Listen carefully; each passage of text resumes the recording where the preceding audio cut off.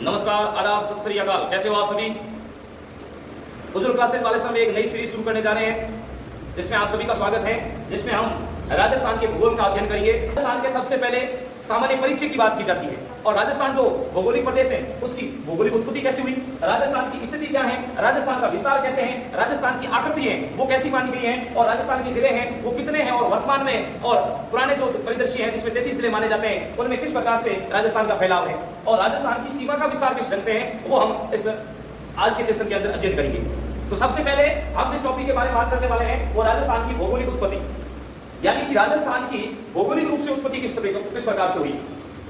उसमें यदि बात करें तो सर्वप्रथम बहुत ही पुराने समय की बात है, उस समय हमारे पूरी सृष्टि जब रचना हो रही थी उस समय पूरी सृष्टि में दो ही भाग थे और वो भी एकदम इकट्ठे हुए, जिसमें तो स्तरीय भाग आज हम जिस भाग पर रहते हैं जिसे हम महाद्वीप कहते हैं, ये महाद्वीप उस समय स्तरीय भाग पूरा इकट्ठा था और उस इकट्ठे भाग को पेंजिया कहा जाता था, जबकि जो उसके आसपास का जो जलीय भाग था उसे पैंथालासा कहा जाता था। कालांतर में जब समय बीता तो फिर भौगोलिक रूप से जमीन के अंदर की जो प्लॉट होती हैं उसके अंदर अधिक दबाव के कारण, संपीड़न के कारण जो आंतरिक जो भाग था वो अधिक ताप के कारण पिघलने लगा और पिघलने की वजह से और अंततः गैसीय रूप की वजह से उसमें जो स्तरीय भाग है उसमें दरारें आनी शुरुआत हुई और उन दरारों का इतना प्रभाव पड़ा कि कालांतर में ये भाग टूट जाता है। ये स्तरीय भाग जो है ये स्तरीय भाग दो भागों में टूट जाता है, एक की जगह अंगारा लैंड और एक गोंडवाना लैंड।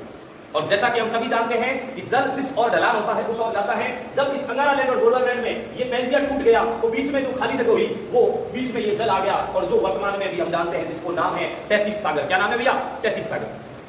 बात करें तो फिर बाद में कालांतर में क्या दबाव बढ़ना कम हो गया? नहीं, दबाव तो उसी प्रकार से था और ये दबाव और बढ़ता गया, आज भी जमीन के क्रोड के अंदर बढ़ता जा रहा है।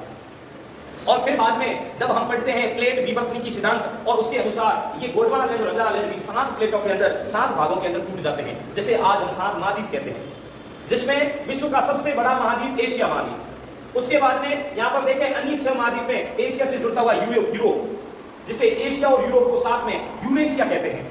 उसके बाद में 2 अमेरिकी खंड, एक ऊपरी उत्तरी अमेरिका, निचला दक्षिणी अमेरिका, फिर एक जिसे मानव सभ्यता का पालना कहते हैं अफ्रीका महाद्वीप, और एक ओशिनिया जिसे हम ऑस्ट्रेलिया भी कह देते हैं, ये महाद्वीप अलग से बन गया।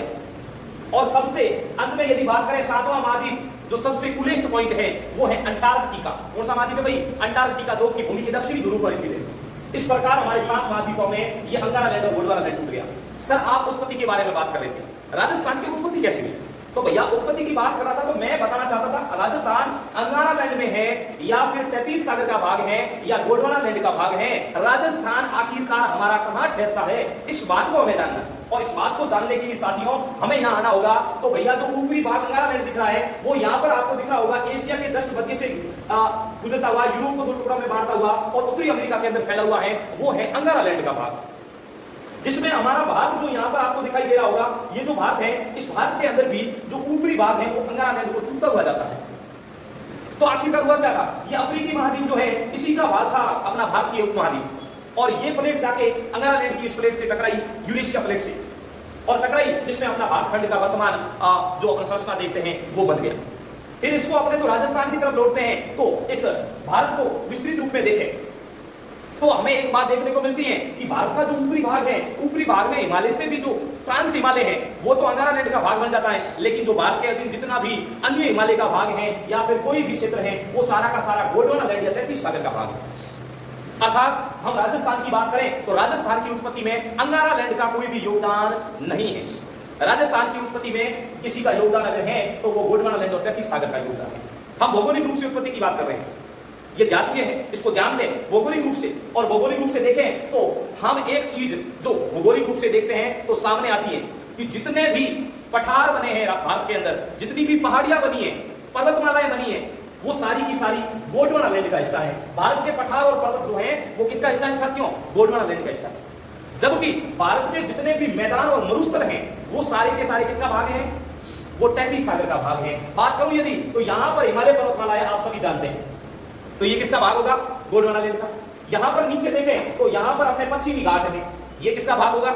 ये भी गोंडवाना लैंड का भाग होगा। यहां पर किसका भाग है भैया? क्या है? यहां पर आपके पूर्वी घाट है। कौन सा घाट है? पूर्वी घाट। ये पूर्वी घाट है और ये पूर्वी घाट भी किसका भाग होंगे? गोंडवाना लैंड का। ये पश्चिमी घाट भी किसका भाग हो गए? गोंडवाना लैंड का। और मैं यहाँ पर बात करूं तो यहाँ पर नीलगिरी की पहाड़ियां है। किसकी पहाड़ियां है? तो नीलगिरी की पहाड़ियां भी किसका भाग होगा? गोंडवाना लैंड का। यहाँ पर और बात करूं तो यहाँ पर एक पर्वतमाला है, विंध्याचल पर्वतमाला। उसके नीचे यहाँ पर एक और पर्वतमाला है, सतपुड़ा पर्वतमाला, वो भी किसका भाग है? गोंडवाना लैंड का। और यहाँ पर तो पूरा का पूरा भारत का प्रायद्वीपीय पठार है, भारत का क्या है? प्रायद्वीपीय पठार, तो वो भी किसका भाग होगा? गोंडवाना लैंड का। अब हम बात करते हैं राजस्थान की, क्योंकि हम जानते हैं कि राजस्थान के अंदर भैया 4 प्रकार की संरचनाएं पाई जाती हैं। राजस्थान में बहुत बड़ा क्षेत्र 61.11% भाग जो है वो राजस्थान में थार का मरुस्थल विस्तृत रूप में फैला हुआ है। उसके बाद में अरावली फैली हुई है, और उसके बाद में नदियों से निर्मित गंगा के मैदान का भाग, पूर्व का मैदान स्थित है। और उसके नीचे देखें तो यहाँ हाड़ौती प्रदेश, कोजा बाबू, कोटा, पुदीवारा, झालावाड़ का प्रतिनिधित्व करता हुआ हाड़ौती का पठार है। तो भैया ऊपर अपने देखा कि भारत के पठार और पर्वत है वो तो किसका भाग है? गोंडवाना लैंड का। बात करते हैं भारत के मैदान और मरुस्थल किसका भाग है? 33 सागर का। अर्थात यहाँ पर थार का मरुस्थल किसका भाग होगा?